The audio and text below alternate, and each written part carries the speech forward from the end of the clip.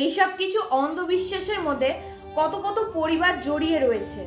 এসব টুকটাক গুণীগানা হয় না একদমই বলবো না, হ্যাঁ হয়, তবে এসব সবাই করে না। ওই যে যেমন একটা কলেজে যখন একটা মেয়ের নাম খারাপ হয়, সবাই তখন ভাবে ওই কলেজের সব মেয়েই খারাপ।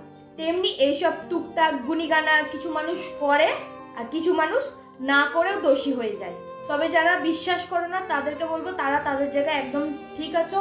তবে কিছু কিছু জিনিস বিশ্বাস করা ভালো, কারণ কখন তোমার এই অবিশ্বাসের কারণে মানুষ তোমার ক্ষতি করে চলে যাবে তুমি টেরও পাবে না। আর যারা বিশ্বাস করো তাদেরকে আমার কিছু বলার নেই, তবে এমন বিশ্বাস করো না বা এমন কোনো ক্ষতি করে দিও না যাতে মানুষের জীবন নিয়ে টানটানি শুরু হয়।